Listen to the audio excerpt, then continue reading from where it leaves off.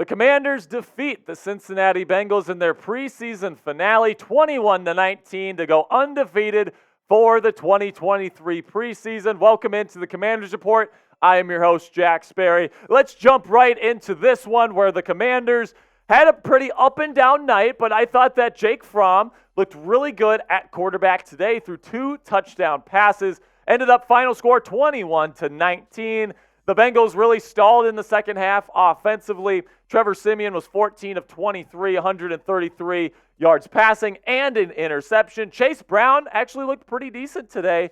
11 carries for 39 yards. He also had a decent day as a receiver. Cedric Jackson was the Bengals' leading receiver with 56 yards and a touchdown. And then Mitchell Tinsley, 3 receptions and 89 yards receiving and a touchdown, which is why I have him as my number one winner today for today's game, because last week he had kind of a rough game. You know, there's a couple of contested catches he didn't come down with.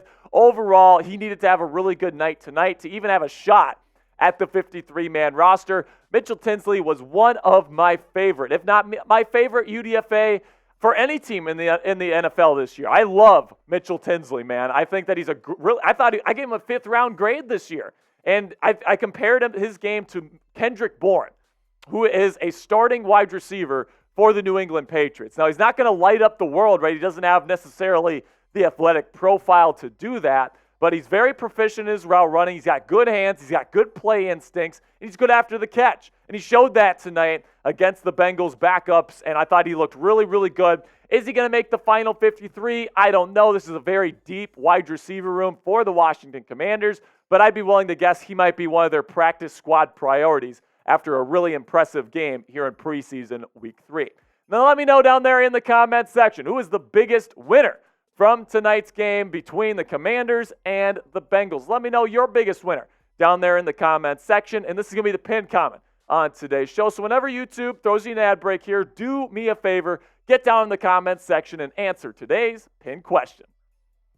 Another big winner today, Jace Whittaker, a cornerback here wearing number 32, had an interception off of a tipped pass in the end zone at the end of the first half. And then he also had multiple pass breakups throughout the game. He looked really, really good in my opinion today.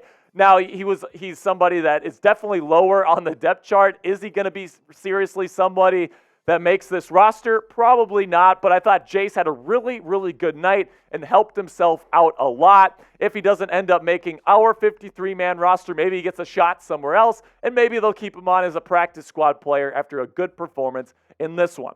And then another player that I thought really showed out tonight was Khaleke Hudson, inside linebacker. Played only in the first half today, but man, did he look fast? Did he look physical? He was getting into the backfield against the run, and he was blowing up plays for the burgundy and gold, and that's exactly what you want to see from somebody that's going to be your first line of defense if either Jamin Davis or Cody Barton gets hurt. Khaleke Hudson played a little bit at the end of the 2022 season, looked pretty darn good. He's a pretty darn good athlete, and he's a decent special teams player as well. So I will say he will almost certainly make the 53-man roster. He solidified that role for himself tonight, and I'm looking forward to seeing what he can do during the 2023 regular season. Now, hail to the Commanders, man, and if you are an HTTC fan here, if you are a Commanders faithful, this is going to be the place for you, man. Make sure you click that subscribe button. We got cut day coverage next Tuesday. We got live watch parties throughout the entirety of the 2023 season. We got a bunch of great stuff for free here for you on Commanders Report by Chat Sports. So do me a favor, click that subscribe button and turn on your notifications. Another winner tonight was definitely Jake Fromm, in my opinion.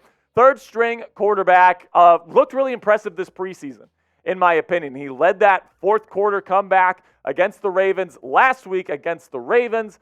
And, today he looked pretty darn sharp as well. Leading a winning effort in the fourth quarter, throwing a touchdown, doing a really good job in the pocket, in my opinion. Now, he's had to deal with, the third-string offensive line and the third-string receivers. And I thought that he's looked really good throughout the entirety of the preseason. He is definitely the number 3 guy, the emergency quarterback for the Commanders heading into the 2023 campaign. And as far as third quarterbacks go, I thought he did pretty good. He had 2 touchdown passes today, one to Bryson Tremaine, And then the other one, the Brandon Dillon, the tight end. He also had that nice dot to Mitchell Tinsley that was almost a touchdown. So I'm looking at what's going on right now, and I see Jake Fromm as a legitimate number 3 option where if something happens to Sam and something happens to Jacoby, Jake Fromm is going to get the job done for you, and he's going to be able to come out there and be a pretty decent backup quarterback. Now, don't get me wrong, man. Like, is he an elite backup? No. Is he maybe even an average backup? Still maybe no.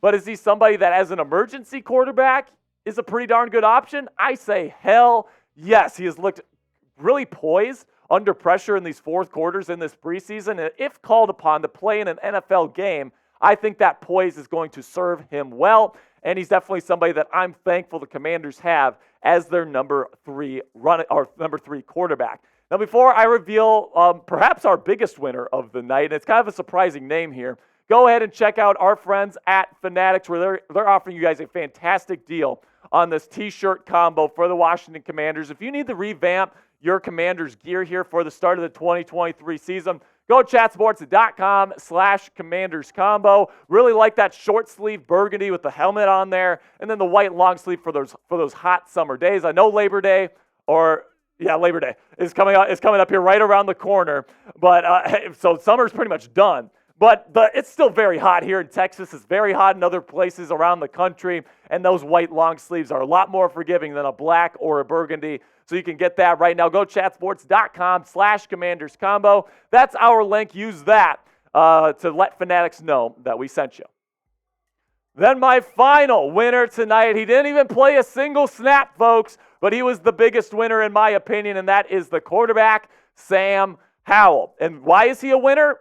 Because he didn't play. That is specifically the reason why he did not play. And you can probably even put Emmanuel Forbes in this category as well. These are younger players that have no regular season experience, or Sam has a little bit, but not that much. If they didn't feel confident in Sam Howell heading into the season as their starting quarterback, he would have played at least a couple series tonight to get him some more reps. But the fact that they're like, nah, we're good, he can sit the bench tonight, tells me that they feel confident in him, and that makes me feel more confident in Sam heading into his sophomore season here with the Washington Commanders. And Emmanuel Forbes didn't play tonight. That tells me they feel like he's ready to be a starter for this team here heading into the 2023 regular season. I've said it time and time again.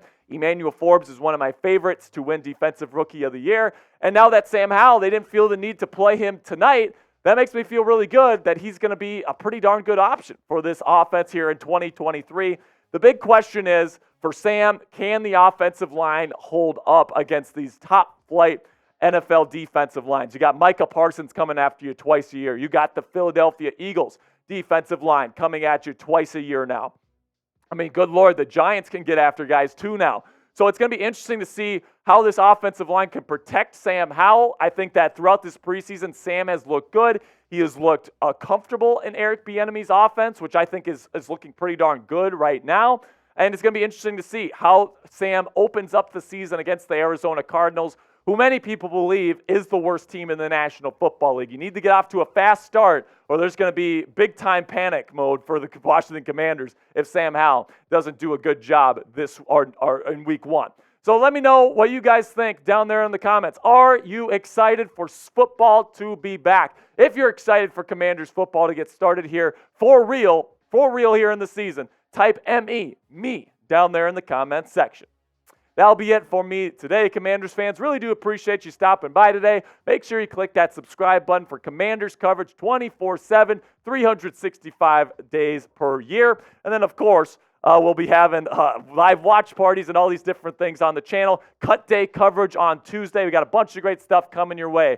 So if you don't mind, you feel generous right now, do me a favor. Click that subscribe button right now.